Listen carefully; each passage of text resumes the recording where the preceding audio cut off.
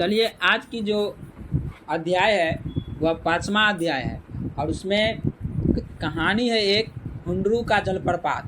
क्या है? हुंडरू का जलप्रपात है और इसको हम अच्छे ढंग से देखेंगे क्योंकि जब कहानी को यदि अच्छे से हम समझ जाते हैं तो उसमें ऑब्जेक्टिव सब्जेक्टिव जो जहाँ से पूछा जाएगा सभी आसानी से बन जाता है। इससे पिछले वीडियो आपको अध्याय का वीडियो डाला हुआ है, आप लोग नहीं देखे तो पहले उन वीडियो को जाके देखें ताकि आप लोग को समझ में आए। चलिए इस क्वेश्चन पर बात करते हैं। पहला है सामान्य यात्रा।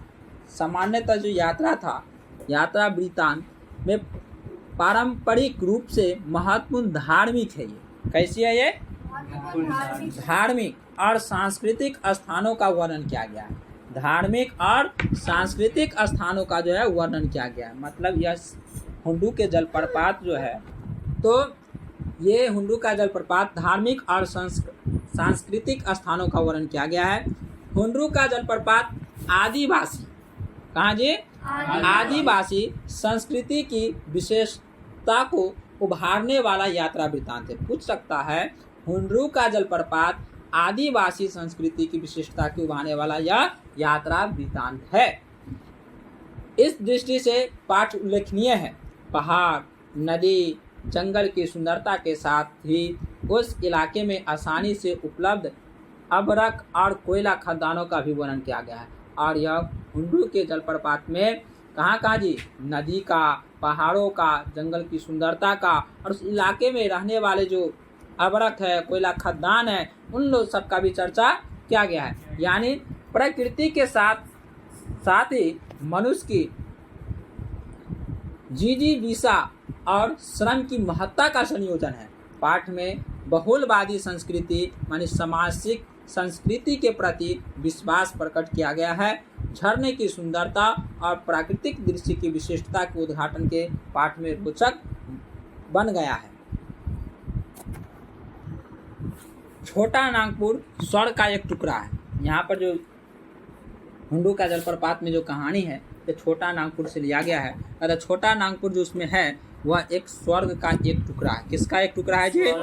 स्वर्ग का एक टुकड़ा है। पूछ सकता है ऑब्जेक्टिव में छोटा नागपुर जो है वह क्या है? तो एक छोटा सा स्वर्ग का एक टुकड़ा है। जमीन में हरियाली, आकाश में नीलामा। पूछ सकता है जमीन कैसी है? हरियाली, आकाश नीलामा। पग पग पर पहाड़ों को देखकर धरती भी उबड़ खाबड़ और ऊंची हो गई है। तीव्र धारा कदले पानी के साथ नदियाँ बखलाती बह रही है। जिन्होंने मैदानों की छाती चीरी है। जिन्होंने क्या किया जी? मैदानों की छाती चीरी है। और पर्वतों का अंतर फोरा, और पर्वतों के अंदर क्या क्या जी? फोरा, झाड़ी झुरमुटों, पेड़ पौधे और लता गुल्मों के साथ जंगल अपनी जगह पर आबाद है। जिन्होंने जंगली जानवरों के शरण दिया है। बेहतरीन सड़कें के जिनके बनाने में ठेकेदारे को कम तरदूद और विभाग को कम व्यय पड़ा है। सांप की तरह भागी जा रही है और उन्हीं के साथ कुछ सवारी पर कुछ पैदल मुसाफिर भी द्रुतगति से चले जा रहे हैं। देखते हैं पहाड़ का जो रास्ता होता है सांप की तरह, कभी इधर कभी इधर कभी इधर, इस प्रकार के पहाड़ का रास्ता हुआ करता है। सीधा तो मैदानी जैसे सड़क वहाँ नहीं हुआ करता है। धरती पर आदिवासी का नृत्य हो रहा है। पूछ सकता है वहाँ जो नाच हो रहा था, नृत्य जो कर रहा था, वह कौन नृत्य कर रहा था? तो आदिवासियों। कौन कर रहे थे? आदिवासियों। और आसमान में बादल आंख मिचौली खेल रहे हैं। आकाश में क्या कर रहे हैं बादल जी?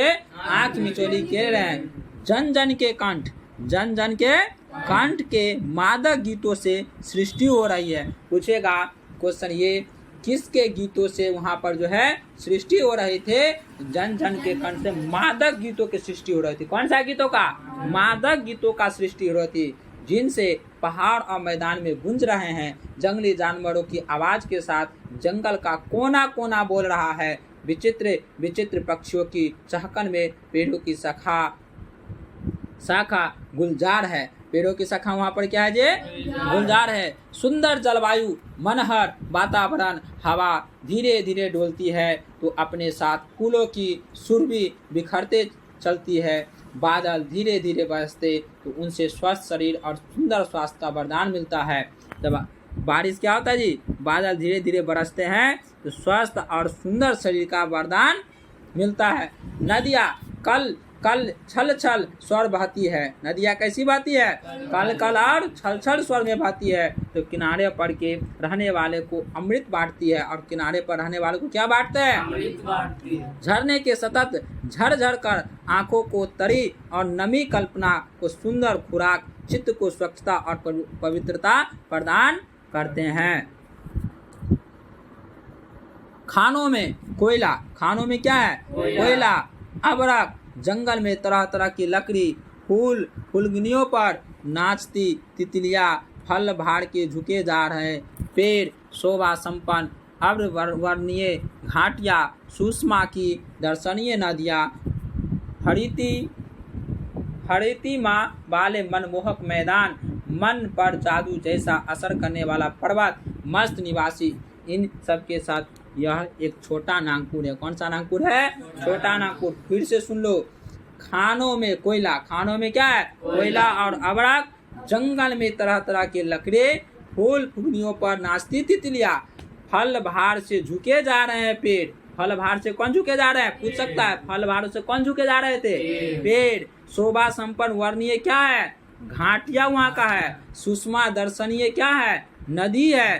और हरित माँ वाले मनमोहक क्या है? मैदान है। अब मन पर जादू जैसा असर करने वाले पर्वत है वहाँ। और मस्त निवासी इसके क्या कर रहे थे सब?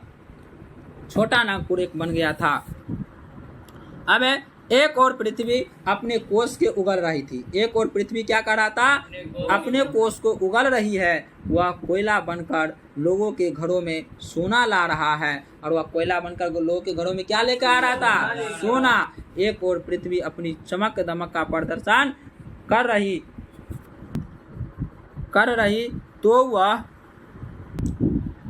अबरक बनकर दुनिया का श्रृंगार कर रही है। वह अबरक बनकर क्या कर रहा है? दुनिया का श्रृंगार कर रही है। अपने निरंतर संघर्ष से नदियाँ पत्थरों को खराद कर नवीन आकार का प्रस्तुत कर रहे हैं। उसे लोग श्वेत शालिग्राम कहते हैं। और वे जो खराद कर जो नवीन आकार का एक प्रस्तुत बना रहा है, वह कैसा बन रहा है जी? श्वेत शालिग्राम। कैसा बन रहा है? श्वेत शालिग्राम कहकर लोग उसको पूजते हैं। और पत्थरों से करुणा की धारा झर रही है। पूछेगा, बताइए वहाँ का शालिग्राम का कलर कैसा था? श्वेत था, है ना। और उससे वहाँ का लोग जो है किसको पूछते थे? शालिग्राम को पूछते थे। और पत्थरों से करुणा की धारा झर रही थी। पूछ सकता है पत्थरों से क्या झर रही थी? करुणा का धारा झर रही थी। इसे लोग झरना कहकर विश्वास भाव से उसको देखते थे, है ना। इस छोटा नागपुर में कई दर्शनीय झरने हैं। और इस छोटा नागपुर में कई दर्शनीय झरने हैं। एक ही नहीं, छोटा नागपुर बहुत सारे थे छोटा नागपुर में। पर उनमें हुंडरू का झरना निराला था तो बहुत सारे, लेकिन हुंडरू का झरना का बात ही कुछ अलग था, निराला था। मैं जब भी रांची गया, लेखक कह रहे हैं, कौन कह रहे हैं जी? लेखक कह रहे हैं, मैं जब भी रांची गया हुंडरू देखने जरूर जाता हूँ। क्या देखने जाता हूँ? हुंडरू के देखने जरूर जाता हूँ। यह झरना है, इसने मेरे मन प्राण पर जादू किया है। क्या बोला? मेरे मन प्राण पर जादू किया है। यह झरना, इसकी स्मृति भूलती नहीं। यह झरना है, इसके बारे में लिखते हुए वह आघात नहीं। रांची में पूरी लिया वाली सड़क, कौन वाली सड़क ये? पूरी लिया वाली सड़क पर 14 मील जाने के बाद, कितने मील जाने के बाद? 14 मील जाने के बाद एक सड़क मिलती है। रांची से पूरी लिया वाली सड़क की जो है, वहाँ से कितने दूर जाने पर एक सड़क मिलती है? 14 मील। कितने मील? 14 मील जाती है तो एक सड़क मिलता है जिससे हुंडरू पहुँचते हैं। जिससे कहाँ पहुँचते हैं? हुंडरू पहुँचते हैं। और पूरी लिया रोड से उसकी दूरी जो है 3 मील है। और पूरी लिया रोड से उसकी दूरी कितनी है? 13 मील है। सॉरी, कितना मील है? 13 मील है। फिर से सुन लो, पूरी लिया वाली रोड से उसकी दूरी कितनी है? 13 मील है। जो रांची से हुंडरू तक का जो दूरी की बात करेंगे तो वह दूरी कितना है? 27 मील दूर है। कितना मेरी दूर जी? फिर से सुनो, रांची से पुरुलिया वाली की दूरी जो बताएगा 14 मील है। कितना मील है? 14 मील। और पुरुलिया रोड से हुंडरू का जो दूरी है वह कितना दूरी है? 13 मील। कितना मील? 13 मील। और जब दोनों को जोड़ेंगे रांची से लेकर हुंडरू तक का दूरी की जो बात किया जाएगा तो कितना हो जाएगा? 27 मील दूर हो जाएगा। कितना मील दूर हो जाएगा? 27 मील। ये पूछ सकता है। महात्मा गांधी ने कहा कि साध्य की पवित्रता एवं महत्ता तभी है जब उसका हम लोग साधना भी महान हो। क्या होना चाहिए महान जी? साधना महान हो। महान मंजिल पर पहुंचने के लिए मार्ग भी क्या होना चाहिए? महान। किसने कहा था? महात्मा गांधी ने। किसने कहा था यह बात? महात्मा गांधी ने। जैसा हुंडरू का झरना वैसा मार्ग। जैसा हुंडरू का झरना वैसा क्या है? रांची से चलने वाले मुसाफिरों को झरना पहुंचने तक ऐसे ऐसे सुंदर मैदान मिलते हैं कि वहाँ थोड़ी देर ठहर कर टहलने की इच्छा होती है। ऐसे जंगल दिखाई पड़ते हैं जिनकी विभीषिका से शायद बाघ को भी डर लग जाए। जिसकी विभीषिका से किसको डर लग जाए जी? बाघ भी डर लगता है। बीच बीच में पहाड़ी, उस पर झाड़ी, सब दर्शनीय, सब वर्णनीय है। क्योंकि महीना अगस्त का था। कौन सा महीना था? अगस्त। जो अभी देखते हैं जुलाई चला, इस महीने के बाद अगस्त आने वाला है। और अगस्त का मौसम जानते हैं आप लोग कैसा रहता है? न ज़्यादा गर्मी रहता है न ज़्यादा ठंडा। अब तो बारिश कम हो रहा है, लेकिन पहले अधिक हो रहा था। झिमझिम रिमझिम बारिश होता ही रहता था। इसलिए धान की क्यारी भी नियारी हरियाली लगती थी। धान की क्यारी कैसी लगती थी? नियारी हरियाली लगती थी। बखलाती सड़क जिस पर चलने से आनंद आए, पथरीली जमीन एवं पत्थर की छाती चीरकर बहने वाली पतली नदी जिसके देखने में आनंद आए, पेड़ों पर चहकती चिड़िया जिनकी चहक सुनने में आनंद आए, सब मिलकर आनंद की कई गुना को बढ़ा रहे थे। हवा यो डोल रही थी जैसे सलाह लेकर डोल रही है। हवा कैसे डोल रही थी? जैसे किसी से सलाह लेकर, किसी से पूछकर बह रही है। छोटा नागपुर के निवासी सादगी के अवतार है ना? छोटा नागपुर के निवासी जो है वह कैसी अवतार है जे? सादगी के अवतार है। और गरीबी की मूर्ति। और क्या जे? गरीबी की मूर्ति जिनकी रहन सहन 100% कलावस्ती मार्ग में यो खड़े थे जैसे कि मेरा स्वागत कर रहे हैं। मकई के पौधे कहीं कहीं अगल बगल में लहरा रहे थे जैसे यहाँ बालों की किस्सत लहरा रहे हैं। और मकई में देखते हैं बाल जो होता है, उसी प्रकार से मकई का पौधा देखने में लग रहा था। इस प्रकार मार्गदर्शन का आनंद लेते हुए हुंडरू के पास पहुँचे। एक बार मन ही मन में झरने के ऊपर प्रणाम किया। और लेखक क्या कहता है? मैं झरने को एक बार मन ही मन प्रणाम किया। इस यात्रा वृत्तांत को हमने 2 पार्टों में बांट दिए हैं क्योंकि कहानी लंबा हो जाएगा। और लंबा होने के कारण बच्चों को पढ़ने में ज़रा दिक्कत होता है, इसीलिए 2 पार्ट में बांट दिए हैं। तो अगली जो पार्ट आएगी उसमें आप लोग को पूरा वीडियो देखने के लिए मिलेगा। और इसमें इतना ही तक समाप्त करते हैं। धन्यवाद।